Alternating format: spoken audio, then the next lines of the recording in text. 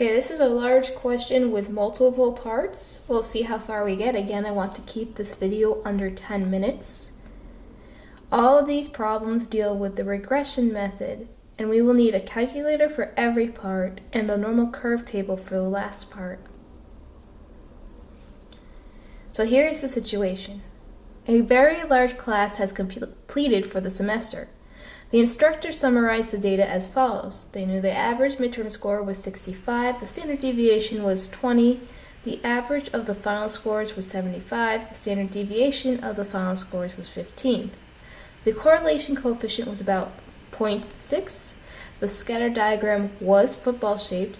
We want to answer the following questions. First, we'll start with what is the estimated average score of all students that got a 50 on the midterm. Then we want to predict the final score of a student whose midterm score was 75. And finally, if a student's percentile rank on the midterm was 85%, what would you predict their percentile rank to be on the final exam?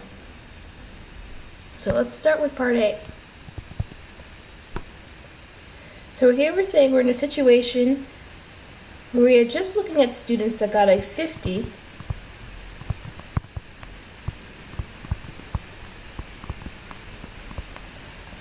on the midterm. And we're asking, what is the average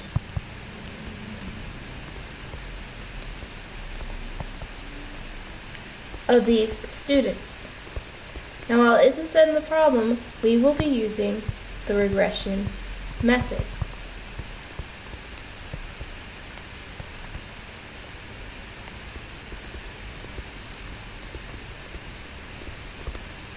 The regression method can be broken down into 3 steps. Step 1 is convert to standard units. Now, normally we call the independent variable x and a dependent variable y. So step 1, we're usually converting to a standard unit in x. Step 2, multiply your answer in step 1 by r, the correlation coefficient. And step 3 is convert to the desired units. And this is now in y, our dependent variable.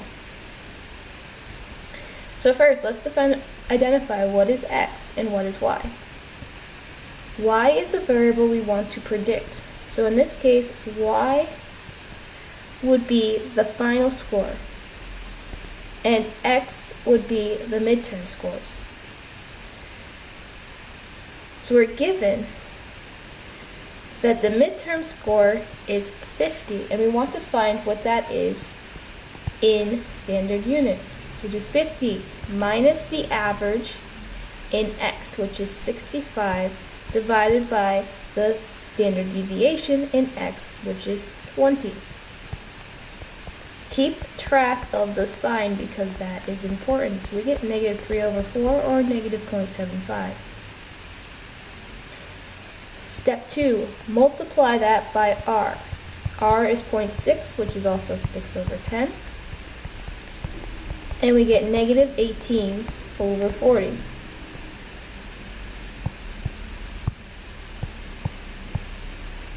Which is negative 0.45. Now we're going to work in y. We want to take the negative 0.45, that's the standard units in y, and we want to convert it to a value in y. So we multiply it by the standard deviation in y, which is 15 in this case, and add to that the average, 75.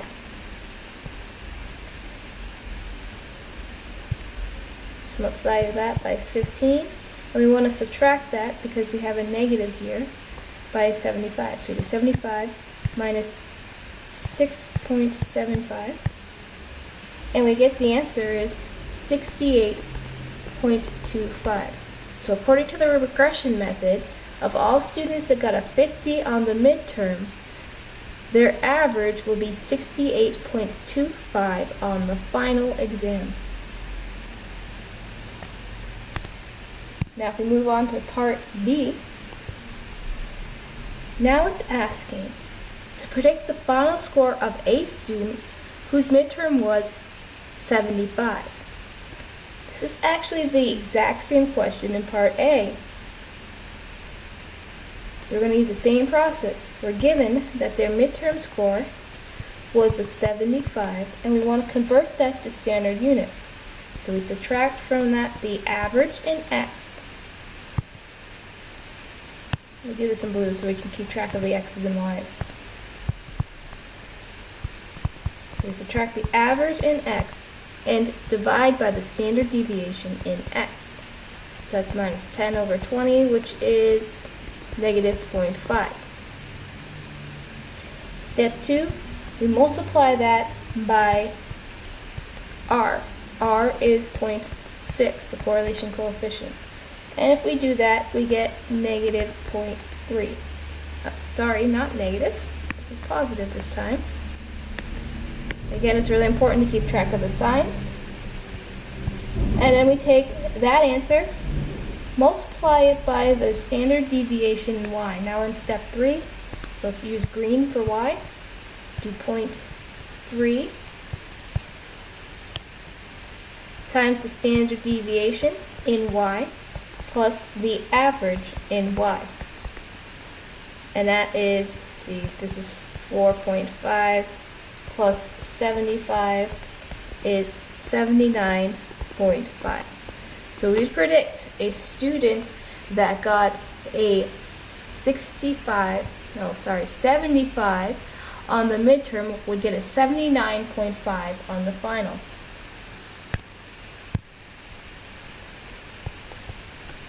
Okay, part C.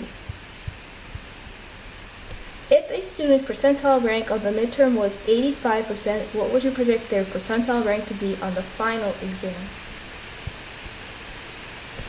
It is the same process as above, even though it does seem different.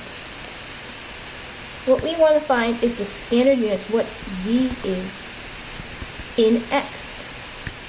If they are at the 85th percentile, that means the area under the normal curve to the left of Z is 85%. You want to find what Z is. Well, if that's 85, this is 15%, and that means the area to the left of negative Z is 15%, which means the area between negative Z and Z is 70%.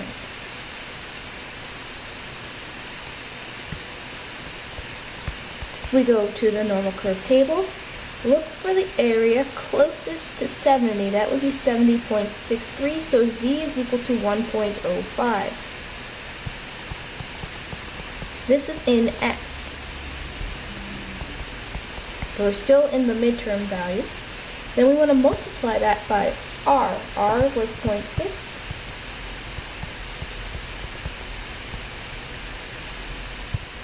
0.6 times 1.05 is equal to 0.63.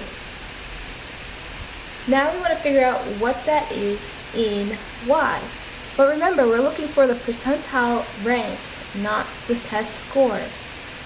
So rather than multiply by the standard deviation and add the average, we go back to the table. And we look for 0.63, or what's closest. 0.65 is closest to 0.63, and that's 48.43. So that means the area under the normal curve between negative Z and Z is 48.43. Now we're in Y, and we want the area to the left of Z, because we're looking for the percentile rank. There are several ways we can do this, but one way